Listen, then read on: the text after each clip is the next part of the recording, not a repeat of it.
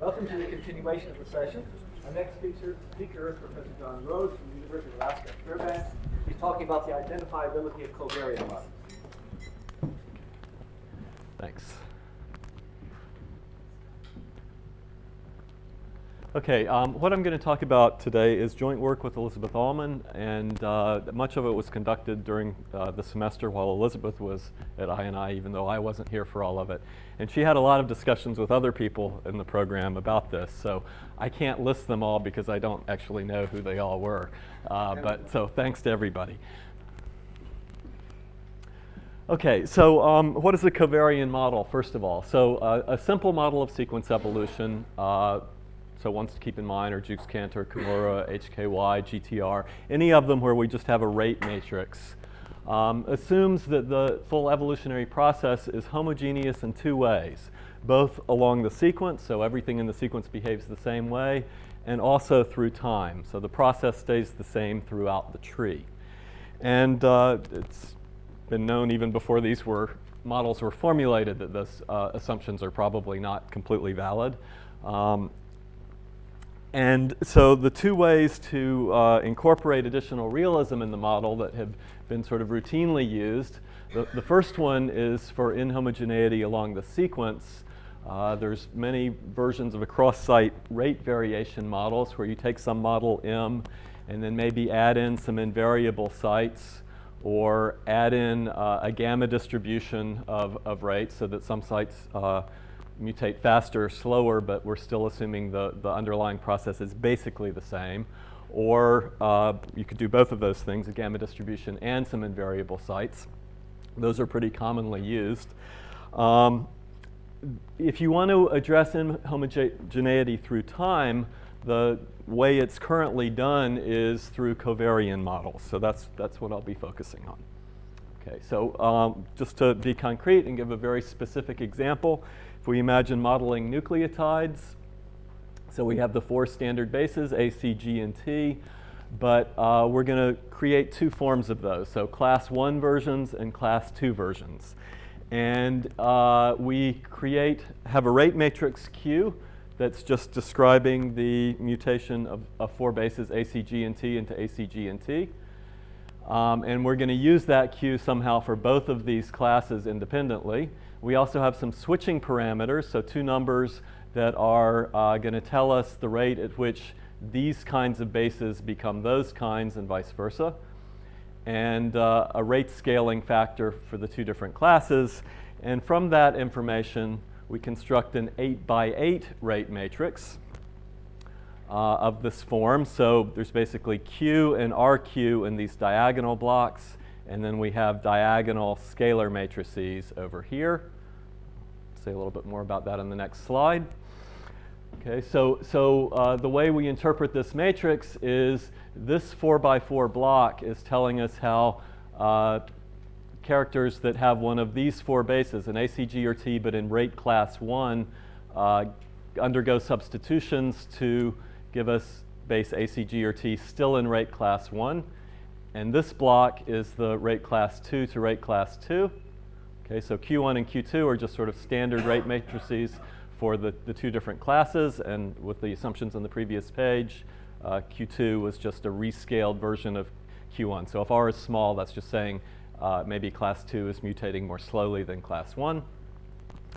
And then these diagonal matrices here, S1 times the identity, what that's doing is allowing some switching of bases that are in class 1 into class 2. So if I have an A in class 1, it might become an A in class 2. Then after a little time has passed, since it's an A in class 2, it might mutate into some other letter in class 2, and then maybe it will later mutate into some letter back in class 1. Okay, so the assumptions of this process, actually, even though it may not be completely clear here, are that it is overall a time-reversible stationary process. Okay, and the problem with this model, from a mathematical point of view, is that your data doesn't have the superscripts. If it did, it would be straightforward to analyze it just like any other model. But the superscripts somehow get left off when the biologists record things. And so we don't know when we observe a sequence whether we're observing an A with a superscript of 1 or 2. We just see the A. And that really creates a lot of difficulties for understanding the model theoretically, anyway. Okay, so that's the basic model, and there's lots of generalizations, some of which I'll say a little bit more about. So what can you do? Well, so that was the DNA version. Obviously, you could do a protein version or a codon version just using larger blocks. That was also a 2-class version, but we could have more classes. And if we do that, if you take, say, a codon model with 3 classes, you get a 183 by 183 matrix, but that's been dealt with in the literature. So these can be quite large. Another change we can make is in the version I presented before, the 2 in-class substitution parameter matrices, the rate matrices Q1 and Q2, were scaled versions of one another, and that's actually not really necessary. You could relax that and allow them to be 2 different matrices. There's a few ways you can do it, as long as you keep the whole process time reversible. And then the other thing you could do is, especially if we consider having lots of classes, so if C is large, is we might not allow any class to switch to another class. So maybe class 1 can only switch into class 2 can go back to 1 or to 3, and so on down the line. You could even have classes which you can't switch into, and if you think about that long enough, you realize that all that is just a form of a cross-site rate variation. So in some ways, the covariant model includes all the cross-site rate variation models as well, just with special choices of switching parameters to be 0. Okay, so a tiny bit of history.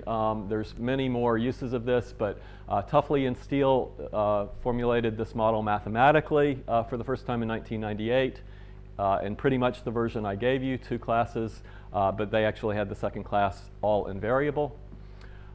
They were motivated by this well-known paper of Fitch and Markowitz, where the word covarion was first introduced, and they were very clear that this mathematical formulation doesn't fully capture the idea of Fitch and Markowitz, which I don't want to go into.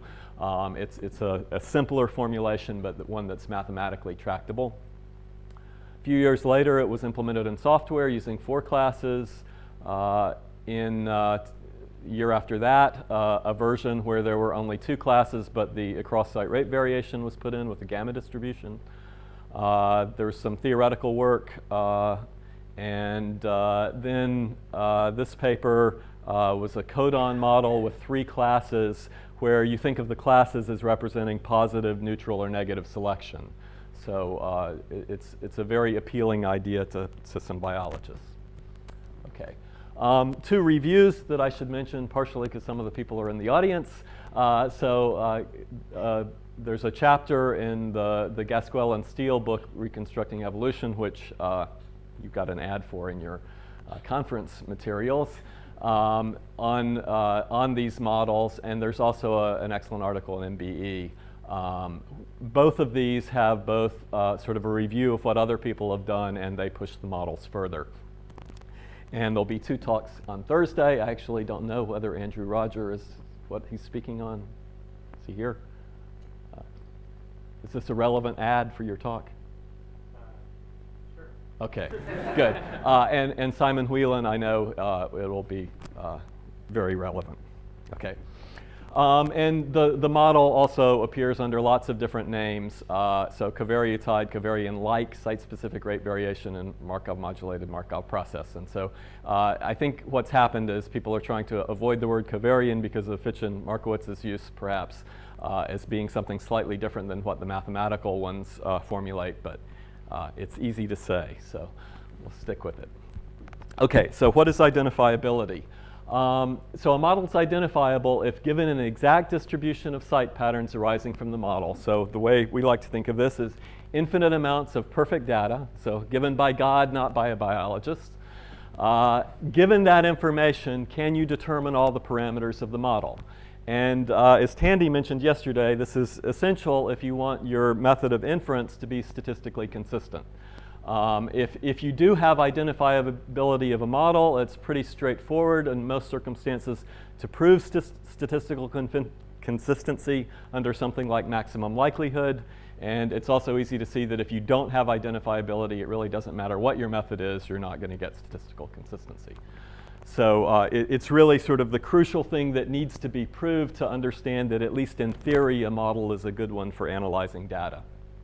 It says nothing about practical use, but the sort of theoretical underpinnings. Okay, so for a covariant model, we've got a lot of parameters. There's the tree topology, there's the substitution rates within each class, there's the switching rates between the classes, there's the stationary distributions for this full process, there's the edge lengths on the tree. You could also say the number of classes might be a parameter if you want to make this even harder.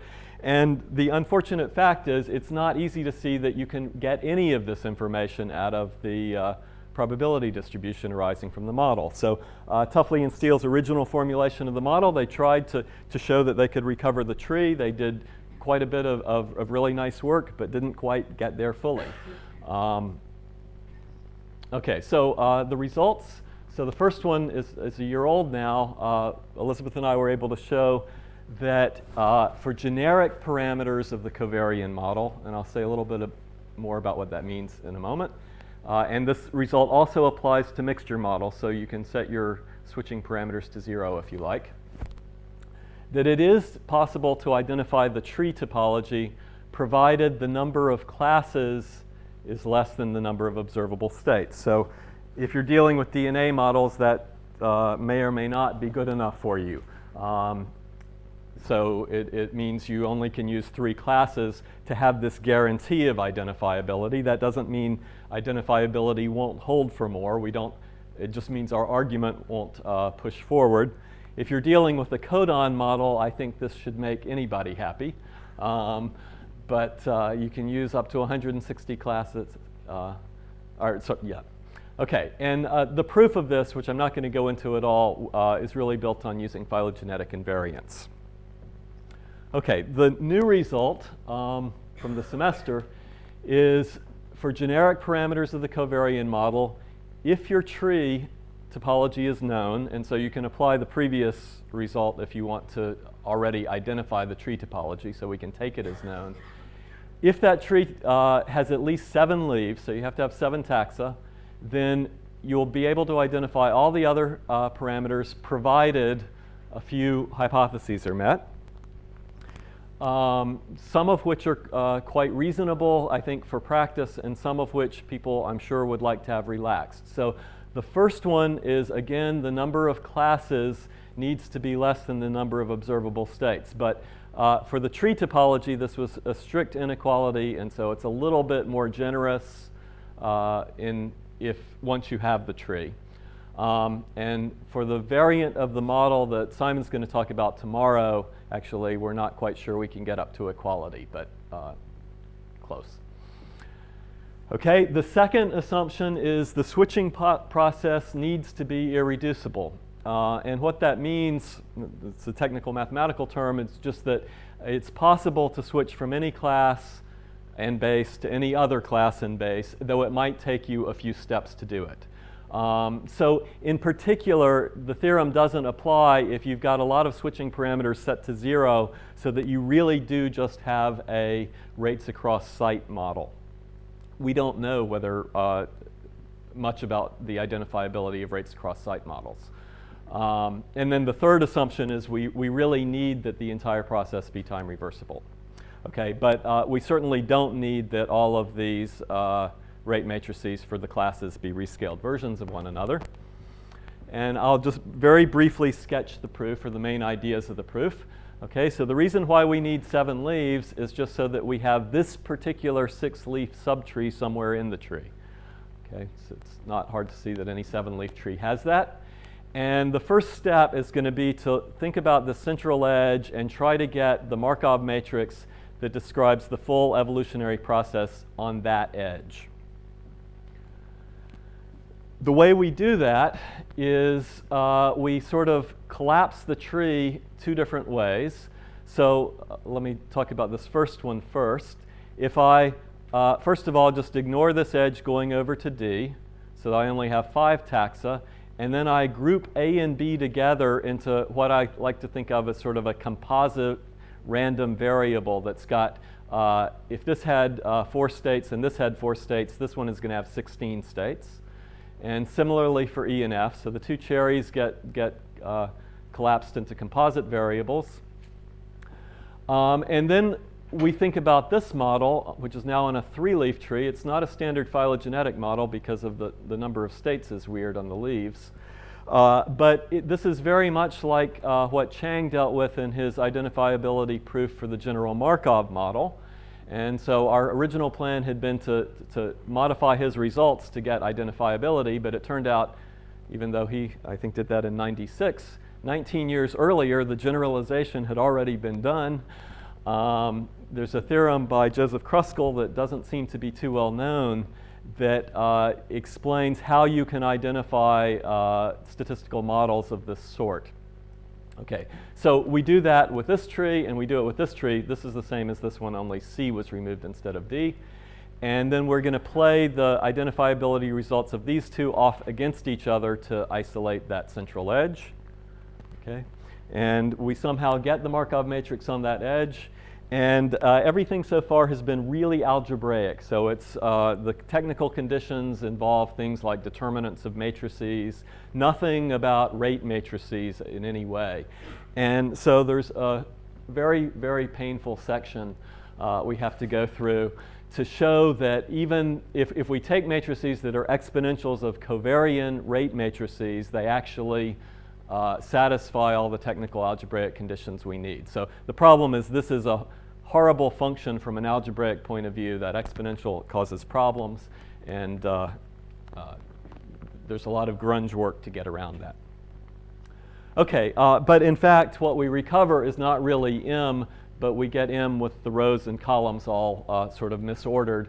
And we have additional arguments where we have to basically use everything there is special about the covariant model in order to reorder the rows and columns correctly so we can get this rate matrix out. So that includes the pattern of zeros and ones, this block structure with these diagonal blocks off the diagonal, the fact that the switching process is irreducible is needed to sort of line up the different classes among themselves in a consistent way, and we need time reversibility as well. Once we get M ordered correctly, then we can just take a logarithm and get R. And once we have the rate matrix, it's pretty straightforward to get distances between any 2 leaves of the tree. And then once you get distances between leaves of the tree, determining edge lengths is a sort of standard argument. Okay, so just to make a few final comments. This is a result only for generic parameters. So what that means is if you pick your parameters at random with any reasonable interpretation of what random means, then those parameters will be identifiable. But there can be parameters for which the model is not identifiable. Okay, can in the sense of may, we don't know. If there are parameters for which the model is not identifiable, then they're going to be very rare. So technically, if Lebesgue measures 0 in parameter space. We don't have a lot of hope for completely removing this condition. On the other hand, this sort of statement of generic identifiability is actually not that uncommon when you're looking at statistical models with a lot of hidden variables, hidden information.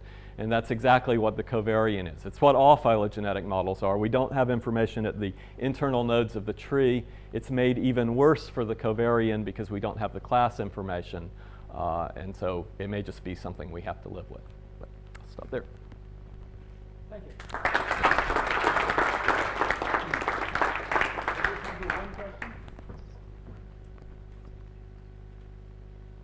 Now let's go on to the next talk.